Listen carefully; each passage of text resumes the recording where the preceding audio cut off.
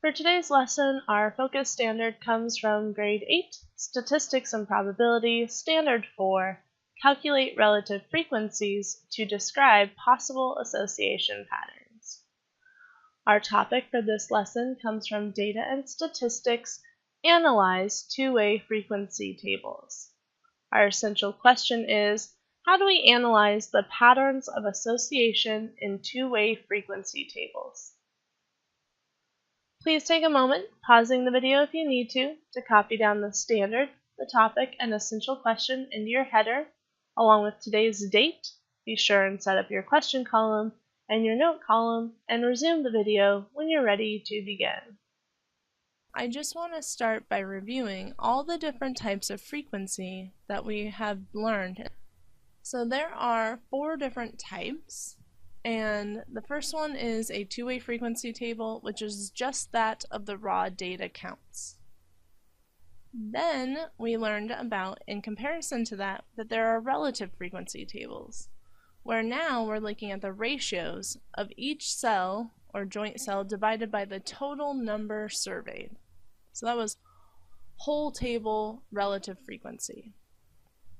But then, of our relative frequency tables, and it might be better actually, there are 2 other types. We can now look at that relative frequency table and calculate it by the row, and so now we're looking at each ratio divided by the total for each row, or column relative, where we're displaying each ratio as divided by the total for each column. So there's 2 different types. There's the raw data, and then relative frequency, where sometimes it's just the whole table, which is oftentimes how we start out in statistics, comparing the part to the whole. And now we're learning, well, there's 2 other subcategories of that. Instead of comparing the part to the whole, we could look at it to the part of the total for each row, since we're looking at bivariate data, and we're looking at a data table that displays the data for 2 different variables with subcategories. So this is just a review of all the different types. So it's hard sometimes when we're given a frequency table and then asked to calculate relative frequency to know which type of relative frequency they're wanting. Are they wanting whole table relative, row relative, or column relative? So that's what this video hopes to accomplish today. So the first thing I'm going to ask you to do is to copy and complete this following two-way frequency table. See if you can figure out what are the totals here in the marginal frequencies, and then the overall total of how many people were surveyed to collect this data.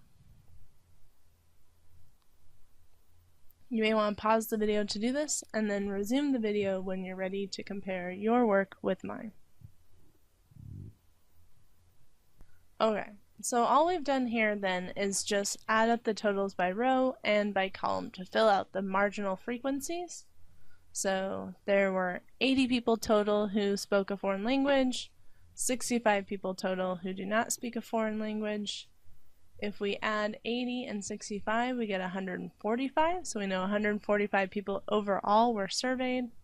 And then we can also add up our totals by each row. Math average greater than 90 was 85. Math average less than, really should say less than 90 here, but I did not make this table. But that was not over 90% average in math. If we add up 10 and 50, we get 60. And again, just as a reminder, both the total column and the total row should add up to 145.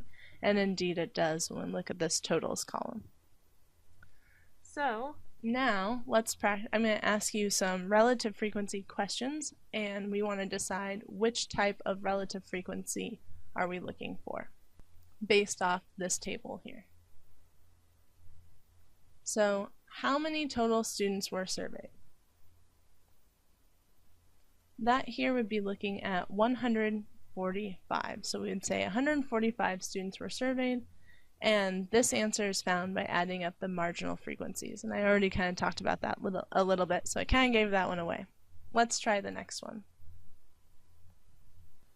So what is the relative frequency of students who speak a foreign language and have a math average greater than or equal to 90? So in here, what am I wanting? What type of frequency am I wanting? If I'm asking what is the relative frequency of students who speak a foreign language and have a math average greater than or equal to 90? Do I want to look at, so I can break that down. I'm looking at those who speak a foreign language, so that would be in this column, and have a math average greater than or equal to 90, so that would be here. So I'm looking at this cell, 70 people speak a foreign language and have a math average over 90, and I know I'm supposed to make that relative, so am I supposed to divide it by 85? Am I supposed to divide it by 80? Or am I supposed to divide it by the total? So here's a little hint. This is asking for a whole table frequency. Since it asks of the students, right, and I have that underlined here, and then names both variables, language and math average. So I'm going to take 70 and divide it by 145. It's wanting just simply whole table relative frequency. How many people speak a language and have a math average of a 90 or above out of the total? So let's calculate that. If I take 70 over 145, divide that out, I get approximately 0 and 483 thousandths. So I can say I could give my answer in any form, any one of these three forms, but we could say 48.3% of the students surveyed speak a foreign language and have a math average greater than or equal to 90. Let's look at the last question. Of the students who do not speak a foreign language, what portion has a math average greater than or equal to 90? So again, I've done some underlining. What type of frequency am I wanting? So it says, of the students who do not speak a foreign language. So here I am in this column, does not speak a foreign language. What proportion has a math average greater than or equal to 90? So here I am in the top joint cell again here, 15. 15 students do not speak a foreign language but have a high math average. But again, am I wanting whole table? So am I looking at 15 out of the total 145? Am I looking at 15 out of the total of all who have a high math average? Or am I looking at the total of all who do not speak a foreign language? And so am I dividing it by 65? Here's the hint. And again, it has to do with the way the question is worded. This is asking for column relative frequency, since it asks of the students who do not speak a foreign language.